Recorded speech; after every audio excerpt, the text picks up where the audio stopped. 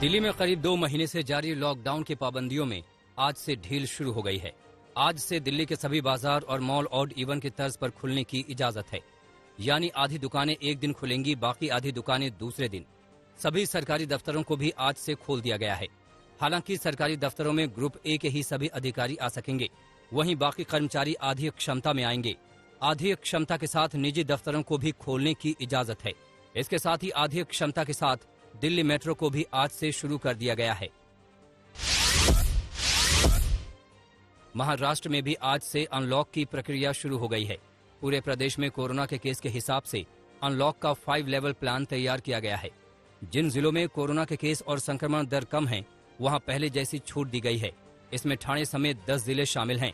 यहां दुकानें, mall, theatre, public transport की इजाजत दी गई है। वहीं राजधानी मुंबई अभी लेवल 3 में है, जहां जरूरी सामान की दुकानें शाम 4 बजे तक खुली रहेंगी। मॉल्स, थिएटर बंद रहेंगे। कोरोना की दूसरी लहर के बाद उत्तर प्रदेश में अनलॉक की प्रक्रिया हफ्ते भर में करीब करीब पूरे प्रदेश तक पहुंच चुकी है। अब प्रदेश में सिर्फ 4 जिले ऐसे हैं जहां फिलहाल रियायत नहीं मिली है। राजधानी लखनऊ, मेरठ, गोरखपुर और सहारनपुर में अभी कोरोना कर्फ्यू जारी है। इन चारों जिलों में कोरोना के एक्टिव केस फिलहाल 600 से ज्यादा हैं। कोरोना संक्रमण को देखते हुए हरियाणा में लॉकडाउन 14 जून सुबह 5 बजे तक के लिए बढ़ा दिया गया है। सरकार की नई गाइडलाइन में बताया गया है कि राज्य के बाजार ऑड इवन की तर्ज पर सुबह 9 बजे से शाम 6 बजे तक खुलेंगे। वहीं शॉपिंग मॉल्स सुबह 10 बजे से शाम 8 बजे तक खोलने की इजाजत है। इससे पहले पिछले हफ्ते 7 जून तक लॉकडाउन बढ़ाने के साथ ऑड इवन आधार पर दुकानों को सुबह 9 बजे से दोपहर 3 बजे तक खुलने की इजाजत दी गई है। राजधानी दिल्ली में अब कोरोना संक्रमण की रफ्तार काफी कम हो गई है। बीते 24 घंटे में दिल्ली में कोरोना के 381 नए केस सामने आए, जो 15 मार्च के बाद एक दिन में सबसे कम है। दिल्ली में कोरोना से 34 मरीजों की मौत हुई है। उधर मुंबई में कोरोना के केस तेजी से घट रहे हैं। एक दिन में मुंबई में कोरोना के 794 नए मामले सामने आए और 20 मरीजों की मौत हो गई।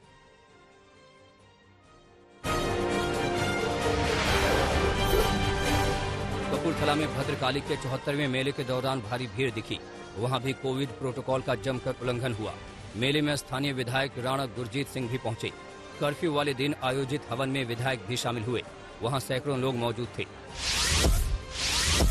इम्फाल के एक कोविड अस्पताल में मरीज के परिजनों ने जमकर तोड़फोड़ की। एक मेडिकल स्टाफ की पिटाई भी की। वारदात की तस्वीरें सीसीटीवी में कैद हैं। आरोप है कि एक मरीज की मौत के बाद परिजनों का गुस्सा फूट पड़ा। पुलिस ने इस मामले में पहले केस दर्ज कर लिया, लेकिन बाद में उसे वापस ले लिया गया। कोरोना महामारी को लेकर झारखंड की राजधानी रांची में अपनी ही सरकार के दिशा निर्देशों की धज्जियां उड़ाते हुए यूथ कांग्रेस के कई कार्यकर्ता विरोध प्रदर्शन करते दिखे। यूथ कांग्रेस के कार्यकर्ता काले झंडे लिए पेट्रोल और डीजल की मूल्य वृद्धि और बढ़ती महंगाई को लेकर विरोध प्रदर्शन किया। इस दौरान कोरोना महामारी की रोकथाम के लिए सुरक्षा में तैनात पुलिस के जवान मूक दर्शक बने रहे। झारखंड में प्रोटोकॉल के मुताबिक 5 से अधिक लोगों को एक साथ खड़े होने की मनाही है, फिर भी कार्यकर्ताओं ने इसकी परवाह नहीं की। कोरोना केस में राहत मिलने के बाद नोएडा में बनाए गए 50 बेड वाले अस्थायी अस्पताल को अथॉरिटी ने बंद कर दिया है। गौतम बुद्ध नगर में फिलहाल 600 से कम कोरोना के एक्टिव केस बचे हैं। इसी को देखते हुए नोएडा स्टेडियम के शूटिंग रेंज में बनाए गए 50 बेड वाले कोविड अस्पताल को बंद कर दिया गया। आज से यहां कोरोना कर्फ्यू भी खत्म हो गया है। हालांकि नाइट कर्फ्यू और वीकेंड कर्फ्यू जारी रहेगा।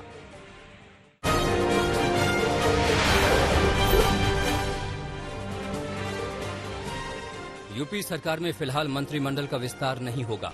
बीजेपी की ओर से ये साफ किया गया कि यूपी में अभी मंत्रिमंडल विस्तार नहीं किया जाएगा।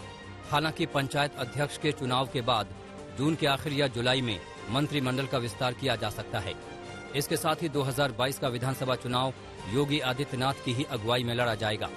बीजेपी ने यूपी में पार्टी के सभी विधायकों के कामकाज का मूल्यांकन करने की भी तैयारी की है। इसी आधार पर अगले विधानसभा चुनाव में टिकट बांटे जाएंगे। कल ही यूपी के प्रदेश प्रभारी राधा मोहन सिंह ने राज्यपाल और विधानसभा अध्यक्ष से मुलाकात की थी, जिसके बाद मंत्रिमंडल में बदलाव की अटकलें लगाई जा रही थी।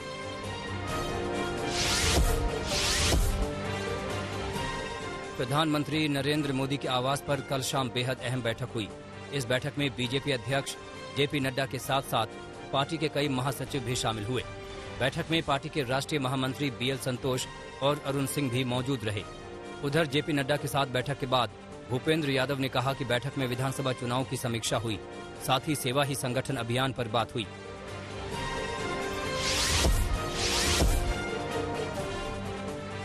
तृणमूल सरकार और बंगाल के गवर्नर जगदीप धनखड़ के बीच टकराव कम होता नहीं दिख रहा है।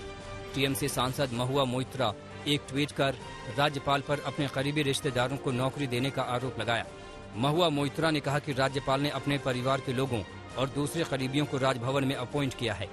महुआ मोइत्रा ने बाकायदा एक लिस्ट भी जारी की जिसमें 6 लोगों के नाम हैं और राज्यपाल से उनके रिश्ते का भी जिक्र है।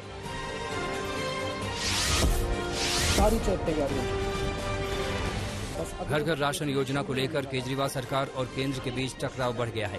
केजरीवाल ने केंद्र पर राशन माफियाओं के साथ खड़ा होने का आरोप लगाया। केजरीवाल ने कहा कि जब हाईकोर्ट ने राशन योजना पर स्टे नहीं लगाया तो केंद्र इसे क्यों रोक रहा है। इस हमले के जवाब में बीजेपी ने केजरीवाल सरकार पर दिल्ली के लोगों को गुमराह करने का आरोप लगाया। बीजेपी प्रवक्ता संबित पात्रा ने कहा कि घर घर राशन योजना पर रोक से बड़ा स्कैम रुक गया। जो अरविंद केजरीवाल जी ये जो राशन डाइवर्टिंग सिस्टम, ये कहीं ना कहीं राशन को डाइवर्ट करना चाहते थे। ये इतने बड़े स्कैम को करना चाहते थे कि आप देखिए, जिस व्यक्ति तक ये राशन पहुंचना चाहिए उस व्यक्ति तक ये राशन नहीं पहुंचेगा और ये राशन न जाने किसके पास पहुंच जाता। ना उसका आधार कार्ड ऑथेंटिकेशन है, ना वहां ईओएस मशीन है। और आखिरकार बाद में आप दिल्ली में देखते कि 7, 8, 10 गुना अधिक इन्फ्लेटेड प्राइस में गेहूं और चावल आपको दिल्ली में मिल रहा होता। यही अरविंद केजरीवाल करना चाहते हैं।